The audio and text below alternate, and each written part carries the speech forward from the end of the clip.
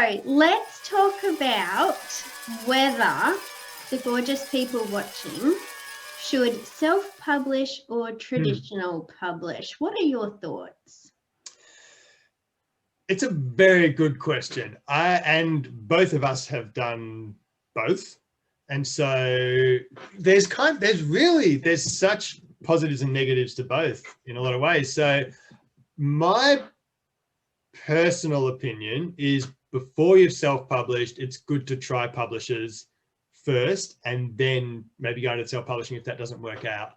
Once you've been doing it for a while, then you kind of have a bit of freedom. Once you sort of get the idea of what you're doing and you're in the flow of it, and you know which channels to use and all that sort of stuff, then you can kind of make a choice with each particular book. Would this suit publishers, or would it be better if I do it myself? And so I did a book which had horror stories for kids, and I was just like, no publisher's going to want this. It may have been wrong, but I just thought they just wouldn't want it. So I just self-published it because I thought it wouldn't fit in with what publishers were doing. And so yeah, you kind of have that freedom to do that. So I think it's almost a case by case basis for me. I still like to do at least 1 or 2 a year of self-publishing, because when I go to schools, that's where I make a good margin on my sales, is with the self-published books. Yeah. What are your thoughts on it? I'm pretty much the same. So I will always try and get a traditional book contract first, but if I just can't, like if I've tried everything and then I've even left it for a bit, reworked it, got someone else to look at it, got it edited, and it's still not working, and it's something that I think I'm emotionally attached to, or I really, really, really, really believe in, and I really want to see out there, then that's kind of where I would go down the independent publishing. I know I partner published my second book. So partner publishing, I guess, is the in between of self-publishing and traditional publishing, where I paid a traditional publishing company who has a self-publishing arm to help me with all of the, I guess, the tech stuff and the putting the book together and formatting, that I'm not very good at that part of it. And I paid them to do that, but then I also paid for copies of the book and sold them myself. Right. So, I mean, there's so many different ways to do it now. Like there's flat out just doing it yourself. There's getting packages where people can help you. There's the partner publishing, and it gets really confusing for people. What would probably be your top tip, or even your watch out warnings for people who are looking at going down independently publishing? Good question. Speaking of top tips, I used to have long hair. I had a mullet with tips in it. Just say it.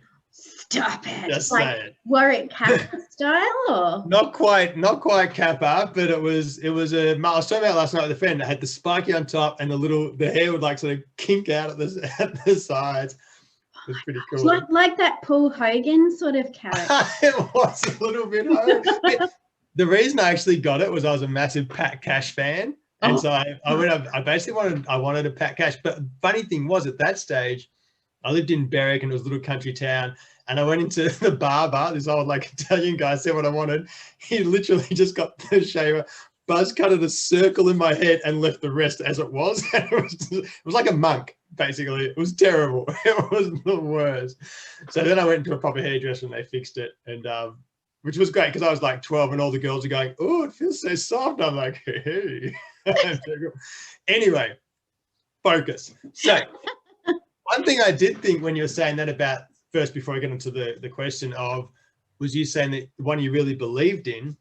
I think that's actually a really important point, is you don't want to just be chucking stuff out there. I've written a story, self-published, written it self. I think that's not going to work because it's not necessarily to the standard because you've just written and chucked it out. But also, if you don't believe in it, if it's not selling, you're not going to push it because you don't believe in it. And also, I think when you believe in it, one thing that I've done a bit is actually test the stories on kids first and go out to schools and try the stories and see how they go and work it that way, to see if it has potential for working. And so I've got other friends, a friend of mine, Michael Wagner, self-published after his first book he self-published, and he's done a few since. He'd read it at 50, 60 schools or something like that. So he tested it on thousands of kids. So I think self-publishing isn't just something you can chuck out. I think it's good to sort of test it first and sort of see how it goes. But top tip is interesting because there's also, even within the things you mentioned, there's different ways. Like if you just totally self-publish it, you can either print the books out, or you can just do print on demand on Amazon, or you can just do it as an ebook. So you have different choices within that as well. I was the same as you, actually. My first book I had through a publisher, I actually partner published as well. So yeah, sort of we went halves in the expenses, and then they put it all together, got the illustrator, did all that. And then the idea with that one was that we would split the profits, which never actually saw the profits, but that's okay. In theory, it was good. So I think with all of it, it's just research your options. Like look into, if you're going to print it out, look into printers and look into which printers give you a good, and get a few quotes. And I mean, it took me a few printers before the ones I've settled on now that I use every time. And even look into the partner publishing and how much it costs. And one of the things that I look at now is that the cost it would cost me to work with some of these companies who do the packages or the partner, which might get me a few hundred books or whatever it is, for that same price, I could potentially myself self-publish and do a few thousand books. So the margin becomes better, which means you can then self-publish more, which means the margin becomes better. So yeah, just researching that and researching Amazon and how that all works and Amazon ads. I think knowledge is such a, well, as I say, there's a saying, knowledge is power, but then another one I've heard is knowledge is potential power, because once you know it, then you can work out what action you're going to take. And that's where the power lies, is choosing that path, I think. Yeah. And I mean, once you have the book, there's not much difference between self-publishing and traditional publishing when it comes to marketing and promotion, is there? No, not if you've done it well as well. Like if you've set it up well, and things like putting a barcode on it and getting an ISBN and making it look like an actual book, a traditionally published book. But then I think, yeah, you're right. Like then you just got to get out there and sell it and get it into the kids' hands. And whether that's through doing ads or doing school visits or markets, which we both do as well. And markets are great with self-published books. Like you can build up this really strong fan base at the markets. Yeah, because people love to support local authors, don't they? Like they go, where do you live? I'm like, oh, just about 5 minutes that way. And they're like, oh, what? Yeah, absolutely. And even some of them, I'll be like, oh, I'm about an hour away. They go, that's almost local. That's close enough. We'll buy 3. I know. And people want to support you. And, can we talk a little bit about people feeling like that they are being judged or looked upon as second-class citizens because they self-publish? What are your thoughts on that? Yes, I felt that. I wouldn't go to book things because I felt like that. I can't mix with people who've been published by Penguin and this and that when all I've done is self-published. It's starting to get a little bit better now in general, like people, because so many people are doing it, and self-published books have gone into movies and being picked up. And 50 Shades of Grey was self-published to start with, a fan fiction. And so it's getting a little better, but there's still a bit of a stigma. And again, because a lot of people just chuck it out, and there's amateurish looking covers and the editing's not great, there's still a little bit of that. But I think what I realized with the self-publishing that made me sort of feel a bit better was even looking at it and going, well, I've self-published this book and I've sold 1,000 copies of it. And then I would read a stat like 93% of published books don't sell over 1,000 copies. It's like, oh, so it doesn't matter. Like, as you say, like whether it's published or self-published, if it sells, if it gets in the kids' hands, who cares? And so it sort of took away the putting the published authors up on a pedestal a bit, I think, and made me feel a bit more like I belonged, because the book was, kids are enjoying the book, and whether it was self-published, it's published. Like, even if you take away the self, it's still published, whoever publishes it. Yeah, but it's certainly a thing that we probably impose on ourselves, I think, in a lot of ways, that we don't need to. Again, especially if we do a good job of it, they can, so I'm lucky with some of my self-published ones that James Hart illustrates them, and he's one of Australia's top illustrators, and we work on it together and set it out. So it looks like it looks no different really to traditionally published book. I can speak sometimes. So yeah, I think that's one of the key. If you have a book that you look at it and you know it's not up to standard, then I think the feeling like a second-class citizen is going to happen a lot easier, because you've got this book that is a second-class book in a lot of ways. Yeah, so it's not really the fact that you've self-published, it's that you maybe didn't put the time and effort and money into making it the absolute best product that it could. Yeah, Absolutely. I mean, I know people who've self-published books on Amazon, and they're selling 50, 100 grand worth of books a month. Like, who cares that it's self-published? Like, yeah. Smashing it out there, and people are buying it and loving it. I think it's more of an industry-induced kind of distinction. I don't think people, like general readers, or especially kids, like they don't look at the back and make sure that it's published by a traditional publisher before they read it. I know there are still I know there's still some old school people who do that, who will, I've seen them at the markets, they will flip it over and they will have a look, and then they'll have a look at the front page and do that. But they're such the minority, and I think if you're going to make a decision based on my story based on whether it's traditionally published or not, I think you're missing the point. Absolutely. Read the blurb, look at the pictures, make a decision based on that. On the actual product, exactly. And I think, yeah, there's that sort of idea that people look at it and go, oh, you know, if it's self-published, it wasn't good enough to be published by a publisher. And we know that's not true. Like, we know that's like Harry Potter got rejected how many times. So just because a book gets rejected doesn't mean it's not good enough to be picked up by a publisher. It just hasn't found the right publisher at that time. Yeah. And we talk a lot about inclusion in books and diversity, and I don't think that traditional publishers necessarily are at where a lot of authors are. Like, authors are really wanting to write books that are different, and you know, putting all of the beautiful characters in it so kids can see themselves in it. And publishers are really making a decision based on money, not necessarily about what's best for the kids. And it's almost, this is just how I kind of think of it in my head, but it's almost our responsibility to be the ones who drive that.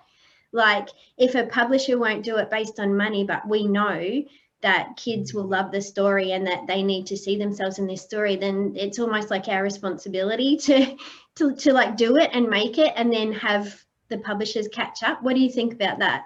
Yeah, absolutely. I think it's easy to take risks with a self-published book, because you're right. I mean, publishers are running a business, and so are we as self-publishers. So if we do the risk, it's taking the risk on ourselves. But again, it kind of comes back to things that publishers may or may not do, because with a business, you're going to go with things that you're pretty confident are going to work, or at least break even in that sort of situation. And so they're probably less likely to take risks on one, because the other thing is that maybe at a publisher, an editor will love it, and maybe something else, someone else, but then the marketing team might go, oh, this will be a really hard sell.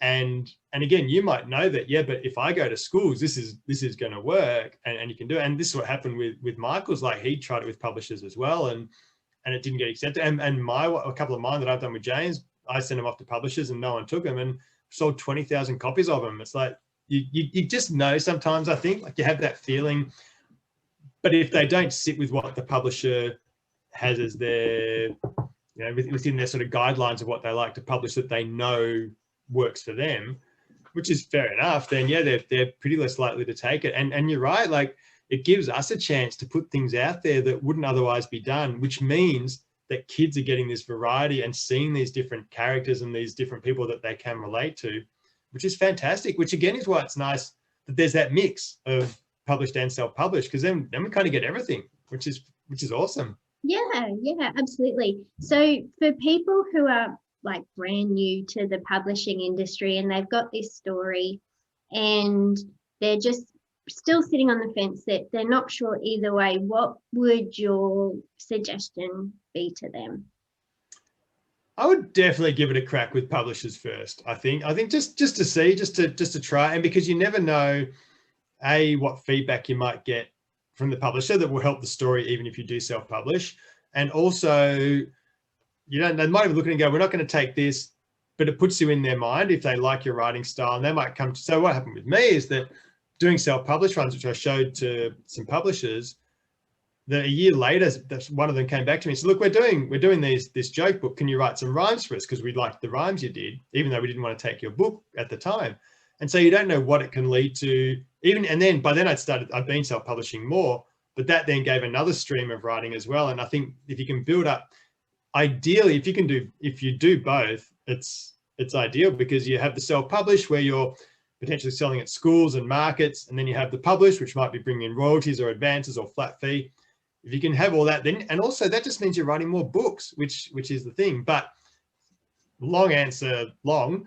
I think my gut feel is give it a crack first and just see. And even if it means it's a couple of months before you bring it out, like before you hear back from the publishers, that's all right. It's only a couple of months, and then you can self-publish it. Because if you do it print on demand, it's up on Amazon the next day, basically, or 2 days. And even using a printer, so the one I use in Victoria, I get the books within 2 weeks. And so once you decide to do it, it's going to be done pretty quickly if it's ready to go. Yeah, and you're supporting local Aussie business as well, aren't you? So yeah, you become a business owner, you become a small business owner, and then you've got the opportunity to support other Aussie small businesses, which I think is pretty awesome. Absolutely. When I started out, I was just saying my first book was traditionally published. My second book was partner published, and then traditional for a while after that. And that, I was referred to once at a conference as a hybrid author, and that made me feel a little bit uncomfortable, like I was some sort of defective like, I don't know, I'm one of those, mutants. Yeah, watch out for her, she's not what she seems. But that was a long time ago, and I think you need to be really careful about not pigeonholing yourself either as one way or another. What do you think about that? Definitely. I think definitely. And just even giving you the term hybrid author, again, as we sort of talked about, who cares? You're an author. Like, it doesn't matter where your books come out or what you do. And like, well, with me, they'd have to say, oh, here's Adam. He's a self-published, flat fee, traditionally published, partnership published author. Who cares? It doesn't matter. Yeah. And then throw like New York Times bestseller on the end. That's right, NYT. I don't have a PhD, so I've got to put some letters on the end. Yeah. Because I never put Bachelor of Engineering. That never makes it to my. It really makes sense. Yeah. Anyway. But yeah, I think that it just, well, to me, it just doesn't matter. But people love labels, and they do love that, which I think is why we start to worry about doing self-publishing, because they'll talk about people being traditionally published authors and how good that we say, oh, well, I'm just self-published, but we're just all authors and we're just all published. But those labels do get thrown out there, and it's hard. But in the end, we're all authors. Yeah, and I think it's up to us to get rid of that stigma. Like, just don't tell people that you're self-published. You're published. You're an author, then this is your book. And there's so much more opportunities now as well for people who have independently published to enter competitions and do all of those things. So I think it's such a personal choice though, don't you think it's like it depends on you and it depends on the book? Yeah, definitely. And there are so many opportunities. Like, you can self-published authors can get distributors. There are some distributors who take on self-published books, and it's a personal choice, and we can, I think there's two options. We can sort of just not say because it doesn't matter, or we can just kind of proudly say, yeah, I self-published it. I made this myself, and look at it. It's awesome. So I think we can almost just take pride in the fact that we did self-publish it, and kids are loving it, and it's going on. So yeah, it's either way, I think, because it doesn't matter, but if it does matter to people, we should just be proud of it, proud that we've achieved it, because so many people write a book and don't do anything with it, or say they've got an idea for a story and don't write it. We've actually made a book, and however it's been published, we've done it. It's in our hands. It's a real thing, which is just amazing every time. Absolutely. And you can sit with us. Yeah. If you publish a book, you can sit with us. With us. Doesn't matter how you did it. Yes. Couldn't care less. Sit with us. Just don't be smelly. Well, yeah. Okay, don't be smellier than us. Yeah, that's right. Oh, well, Adam, thank you so much. You're still a hunk of spunk, even though you don't have your crew cut thing anymore. So thank you so much, and we'll talk to you again really soon. Sounds good. Thanks, Michelle. Bye. See ya. Because trees are amazing. Yeah. They are so lifelike. Like they, yeah. They'll freak me out. Trees, I don't know what it is about trees, but trees freak me out. What's your phobia? Oh, trees coming to life and like trying to drag me to the underworld. But yeah, no, nothing out of the ordinary. It's all good. Phobia to have, because there's a pretty low risk chance of it happening, I reckon. I don't know about that. That's the thing. Have you ever seen trees that look like they've just kind of been running at somebody and then somebody else looked and they like froze? Good point. That's actually a good point. Like, you know?